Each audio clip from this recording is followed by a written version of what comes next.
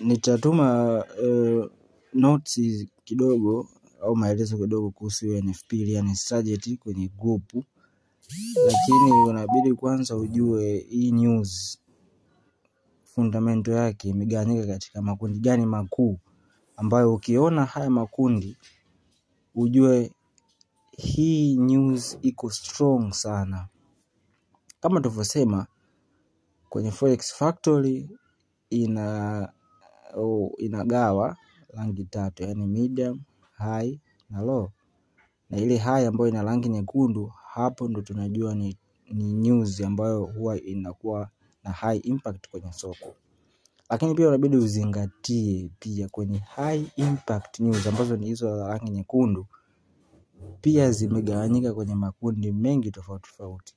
Lakini ni makundi gani ambayo yani yanakuwa na nguvu zaidi? Si unahitaji unielewa hapo. Yanakuwa na nguvu zaidi ukiyaona kwenye kadi ile ya rangi nyekundu.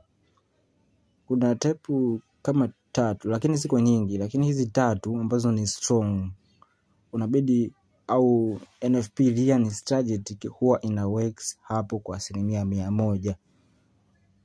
Kwa napenda kuzitumia hizi 3 kwa sababu ile NFP yani strategy huwa ina works moja kwa moja kupitia hizi news 3 au haya makundi matatu. Kwanza ni FOMIC, pili ni CPI na 3 ni NFP. Na hasa huwa ina works vizuri kwenye NFP kwa sababu ndio bwana tukaitungia jina ni NFP yani strategy. Kwa NFP yani strategy ina works sana kwenye makundi haya matatu kwenye high impacted.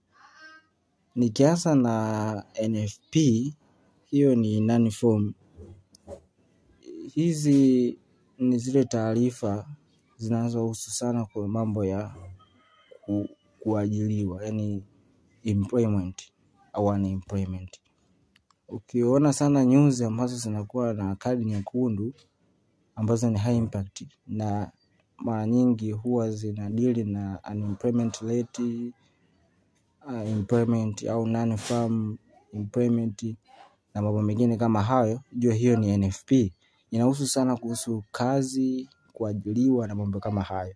Kwa hiyo ni NFP. Hiyo unadili nayo aje? Kwamba ukiwa more jobs jua basi USD inakuwa strong, lakini ikiwa less job basi USD inakuwa weak kama hapa inavyoeleza. Tafadhali naomba hata kama ume screenshot kidogo itaweza kukusaidia. Na pia kwa nini nikisema strong USD na weak USD inamaanisha USD pair yoyote yenye USD mwanzoni ikiwa strong, maana yake itakuwa ina buy. Yani pair yote ambayo ina USD mwanzo, kwa mfano USD JPY, USD CAD ikiwa strong, ukisema USD ipo strong basi USD JPY, USD CAD zitakuwa zina buy. Lakini zile ambazo zimecarry USD, yani zile kendo ambazo zimecarry USD, kwa mfano Euro USD, GBP USD ama tuseme Bitcoin USD ambazo zimecarry wakati USD ipo strong, zile zitakuwa weak, yani zitashuka. Huwa zinakuwa vice versa. Yani mkumbuke hilo jambo.